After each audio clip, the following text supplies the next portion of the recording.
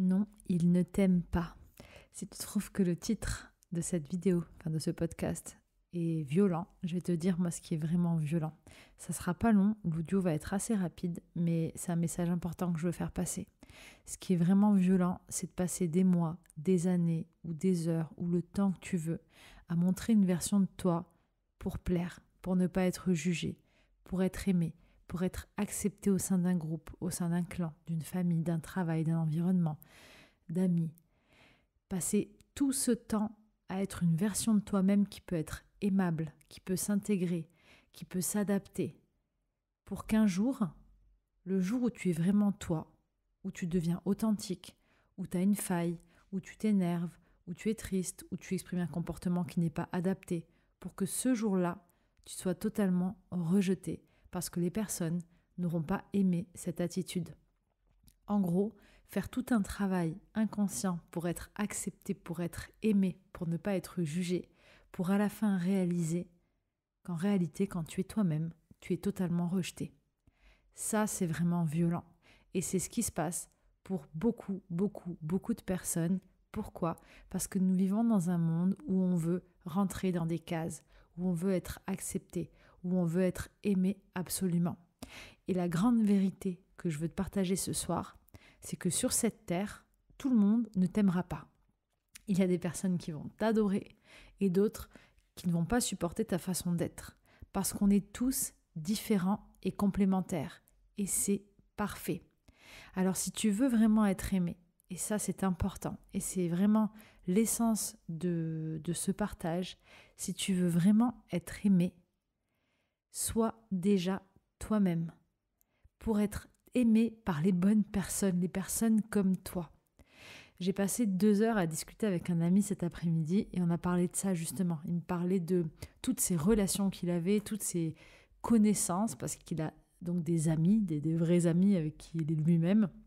Et il a tout un tas de connaissances à travers le monde, mais qui sont des social friends. C'est vraiment les amis sociaux.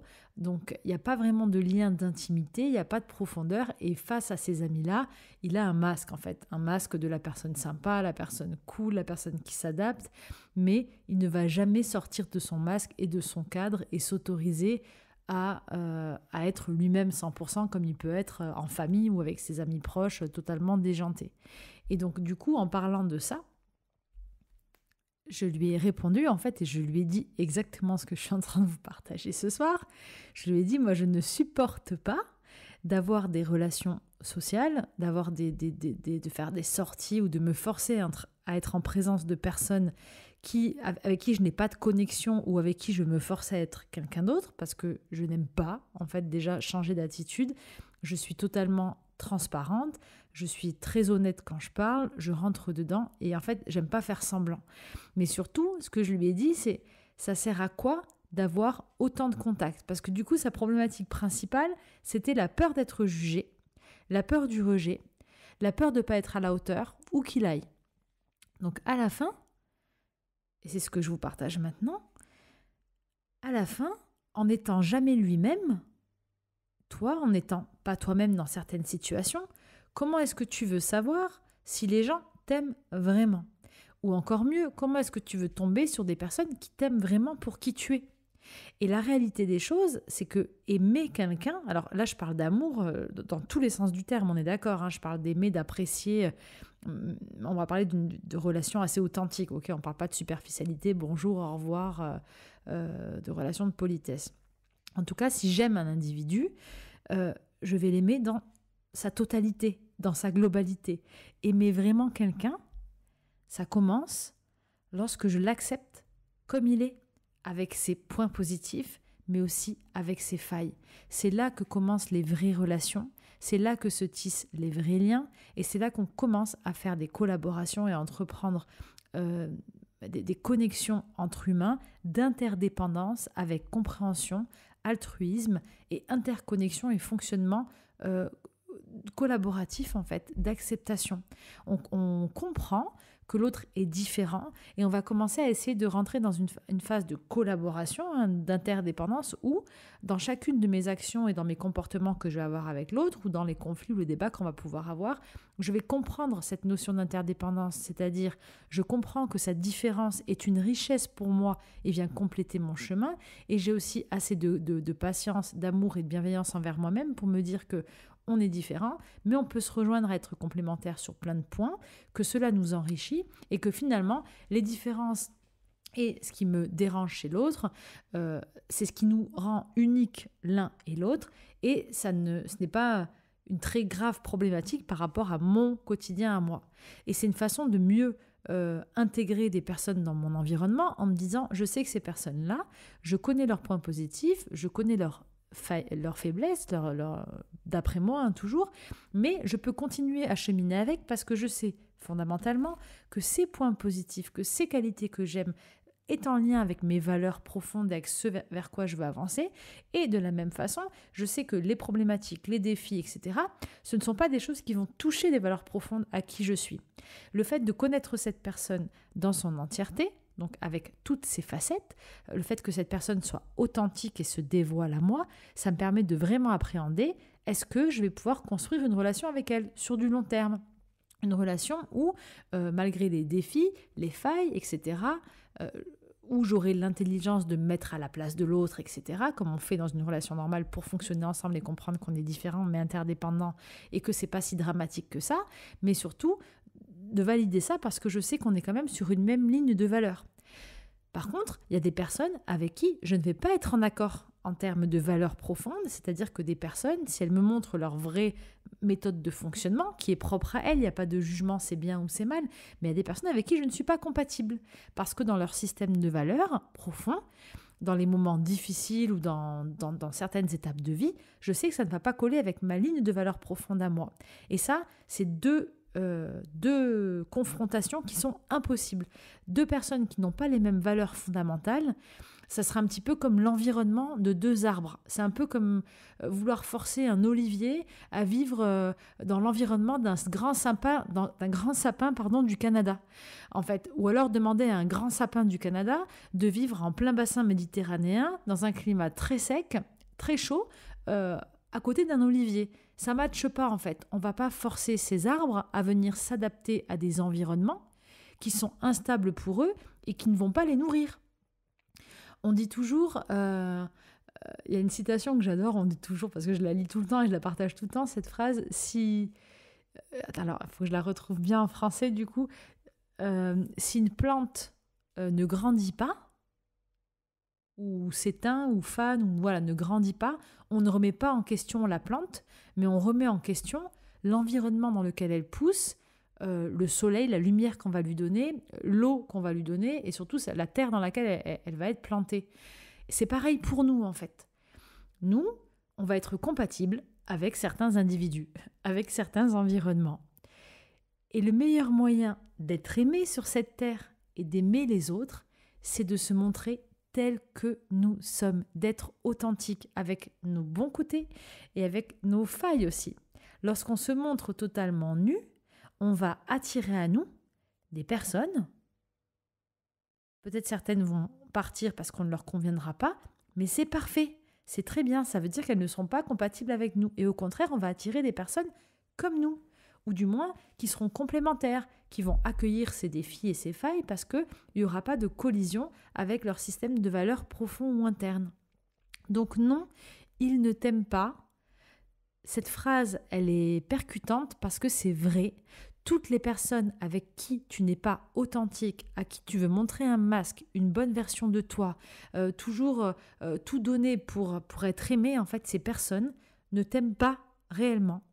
Alors, ça ne veut pas dire qu'elles ne t'aimeront pas, mais en tout cas, tant qu'elles n'auront pas vu qui tu es vraiment avec tes parts d'ombre. Tu peux déterminer, tu peux affirmer qu'une personne t'aime vraiment quand lorsque tu lui montres tes parts d'ombre et toutes tes facettes, elle reste. Et là, elle t'accueille comme tu es. Mais une personne qui t'accueille et qui t'aime que pour les bons moments, que pour les bons côtés, que pour la façade, que pour celui ou celle que tu es quand tu mets tous tes masques pour faire plaisir, cette personne-là, elle ne t'aime pas toi. Elle aime tout ce que tu veux bien lui montrer, tout ce que tu lui sers pour lui faire plaisir. Son ego va être flatté, son ego va aimer l'ego que toi tu veux bien transmettre. C'est un message court que je veux partager ce soir, mais je trouve que c'est un message important parce que une grande majorité des problématiques relationnelles sont, d'après moi, liées au fait que on ne se montre pas tel qu'on est dès le départ, on fait semblant. Et c'est pas de notre faute, c'est pas de ta faute, c'est malheureusement comme ça qu'on a grandi. Pour beaucoup d'entre nous, on a grandi comme des enfants qui devions avoir des bonnes notes, qui devions faire plaisir à nos parents, qui devions rentrer dans des cases, qui devons rentrer dans un système où il ne faut pas sortir du champ, il ne faut pas parler trop fort, faut pas. Et quand on exprime trop quelque chose et qu'on est différent, eh ben on va être moqué, on va être rejeté, quand on va être très sensible.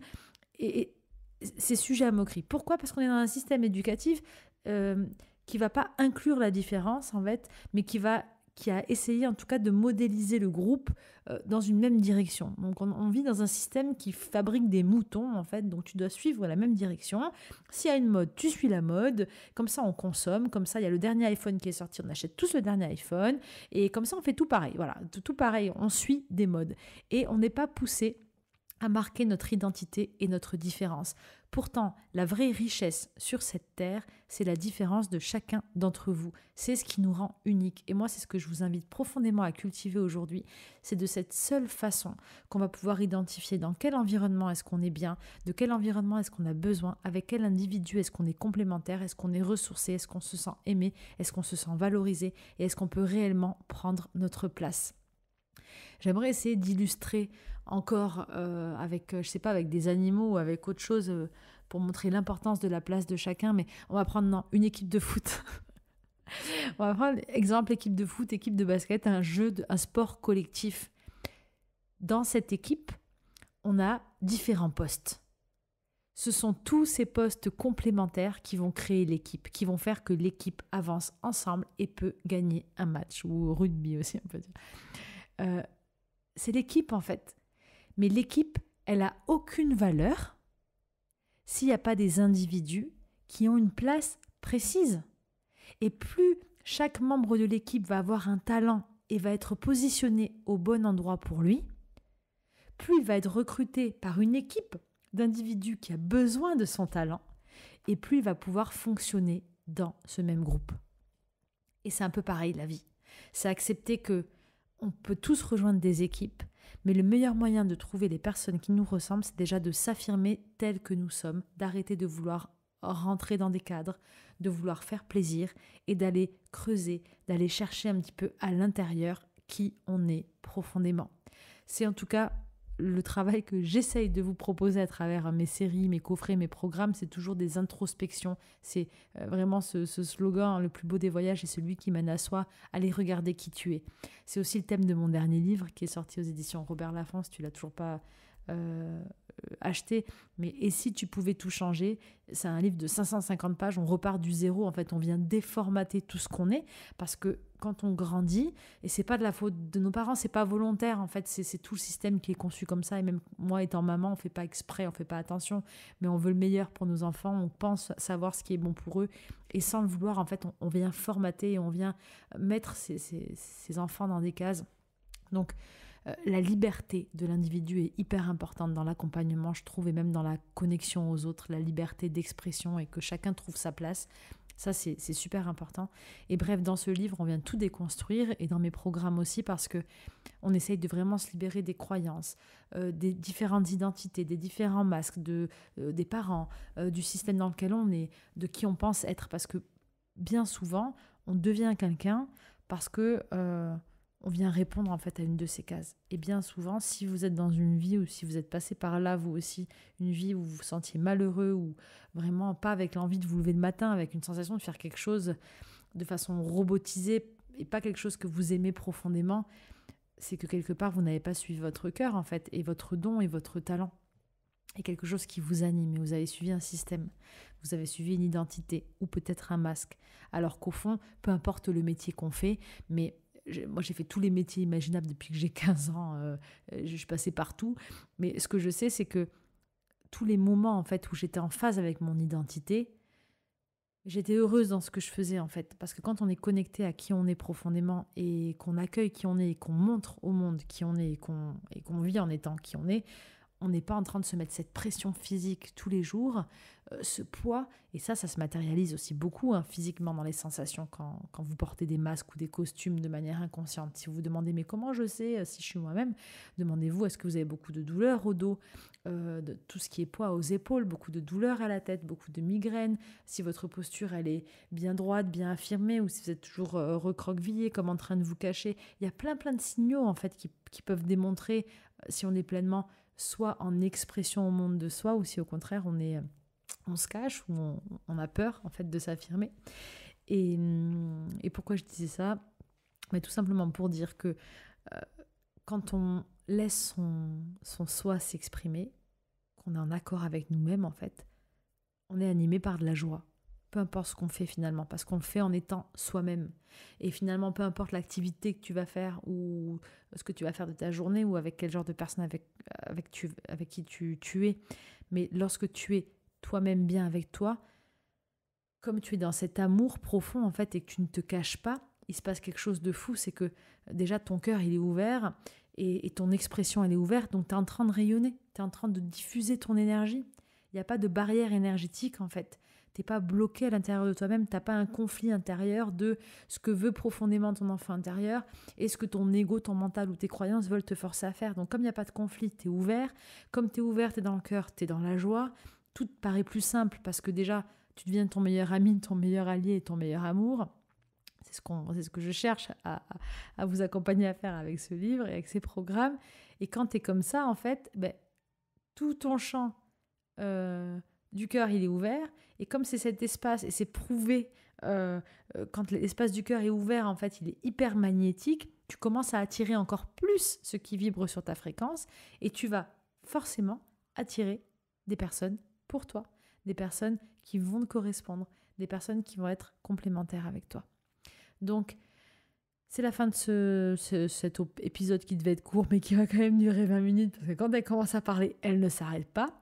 J'adore ça, mais en fait, moi, c'est fou parce que quand j'ai des choses comme ça, des messages, des informations, des apprentissages, à travers ma propre expérimentation de vie, en fait, ça bouillonne dans mon corps. Et mon corps, c'est ce que je disais tout à l'heure à mon copain, c'est que je sens que si j'exprime pas ce que j'ai à dire, je me mets à gonfler. J'ai mon ventre qui gonfle, je sens que j'ai un poids, j'aime pas. Et vraiment, moi, le partage et l'expression et laisser circuler comme ça ces informations, c'est une libération et c'est ma façon à moi d'être moi-même. Et ça va là où ça doit aller en tout cas. Et c'est pour ça que ça dure du coup très longtemps. Mais quoi qu'il en soit, dites-vous bien, peu importe là où vous êtes, soyez 100% vous-même. Et au lieu de vouloir absolument plaire, et en fait de vivre en quelque sorte en sursis, jusqu'au jour où vous allez craquer, parce qu'on craque tous, il y a bien un jour où vous allez être vous-même. Je ne sais pas si vous avez vu, c'est dans quel sketch de Gad Elmaleh où il dit... il prend ses pilules et quand il a oublié de prendre ses pilules, il se remet à parler marocain avec son accent marocain. Il est drôle ce sketch, ça me fait penser à ça. Un jour ou l'autre, tu vas lâcher et tu seras toi-même. Le mauvais côté, ou enfin le mauvais côté, tes facettes de toi en fait, qu'il n'y a que les gens qui t'aiment qui vont l'accepter. Et c'est génial. Donc montre ces facettes dès le début, sois toi-même, comme ça tu perds pas de temps. T'élimines les gens qui sont pas faits pour toi. C'est pas des vrais gens en fait. Les personnes qui sont là et qui vont te rejeter ou partir le jour où tu seras dans tes failles, ces gens-là, ils en valent pas la peine. Pas parce qu'ils sont moins bien que toi, et on les aime, on les adore, mais ils sont pas faits pour toi en fait. C'est les sapins du Canada qui se sont installés dans le bassin méditerranéen à côté de toi, qui est un olivier. Toi, c'est un olivier, va chercher des oliviers et arrête de batailler à vouloir plaire aux sapins du Canada. Ok ? Je pense que le message est passé. Sois toi-même, amuse-toi. Amuse-toi à montrer tes failles aussi et à tester, à être vraiment authentique et avoir les réactions. Et aie confiance, parce que je te promets une chose, plus tu vas être toi, plus tu vas être heureux, joyeux, joyeuse, plus tu vas être joyeux, joyeuse, plus tu vas vibrer haut, plus tu vas vibrer haut, plus ton cœur va s'ouvrir et plus tu deviendras magnétique. Et donc forcément, avec un petit peu de patience, tu verras que tu vas attirer à toi les bonnes personnes. C'est promis. Voilà pour ce court message. J'espère que tu auras reçu l'intention de ce que je veux mettre derrière. Surtout, ce que je veux, c'est que tu sois toi-même, que tu te sentes totalement libre, heureux, heureuse d'être toi-même et que tu puisses être entouré et attirer à toi des gens qui vont t'aimer pleinement pour qui tu es. Voilà, je te fais des gros bisous et je te retrouve très vite pour un prochain épisode. Si ce n'est pas encore fait, pense à t'abonner au podcast ou à la chaîne YouTube et à activer la petite cloche des notifications. Je fais un petit alerte, là, je reçois plein de messages. J'ai dû vous envoyer des textos. On a dû changer la salle de projection du film Karma le 14 juin. Alors, à vous qui n'avez pas reçu le message de changement parce que vous m'avez mis un mauvais email dans les réservations, le lieu a changé. On a dû changer de salle. On est toujours UGC, mais on est à UGC Odéon et non pas UGC Opéra. Donc la salle n'est que 2 km, mais je veux être sûre que tout le monde a reçu le message. J'ai envoyé moi-même des SMS à tous ceux qui n'ont pas répondu. Donc là, je reçois plein de SMS, là, 200 SMS, c'est sympa. Mais surtout, notez bien, le 14 juin à Paris, ça sera la salle UGC Odéon pour la projection du film Karma en avant-première. Il y aura 2 dates en salle, le 14 juin à Paris, Odéon UGC, et le 27 septembre à Lyon. Je vous donnerai la salle exacte de Lyon prochainement. Vous pouvez réserver vos billets si ce n'est pas fait. Et ceux qui n'avaient pas noté le changement, si vous l'écoutez maintenant en vidéo, s'il vous plaît, envoyez-moi un petit mail et dites-moi « Ok, j'ai bien noté le changement » et vous signez votre nom, votre prénom. Et s'il y avait d'autres invités sur votre liste, vous mettez la liste des invités que vous avez prévenus. Comme ça, je suis sereine et je ne vais pas devoir aller toquer aux portes pour vous prévenir. Il est hors de question que tout le monde ne soit pas là à cause de ce changement de salle. J'ai dû changer parce que la salle opéra n'était pas adaptée aux normes handicapées pour une des personnes qui vient, qui suit mon travail depuis longtemps, qui est présente à tous les événements. Et il était hors de question d'annuler un billet, de refuser quelqu'un parce que ce n'est pas adapté aux normes handicapées. Donc j'ai décalé la salle et on n'est qu'à 2 km, donc ça ne change pas grand-chose, sauf que je veux être sûre que tout le monde soit au courant. Voilà, je vous fais des gros bisous. Souvenez-vous que jusqu'au 12 mai, il y a toujours le coupon Karma 2025 en majuscule tout attaché qui vous donne accès à moins 50% sur toutes les séries et coffrets sur mon site lamagiedalessa.com. Et voilà, allez, on arrive à 23 minutes. Des gros bisous, à très vite et surtout, soyez vous-même. Ciao.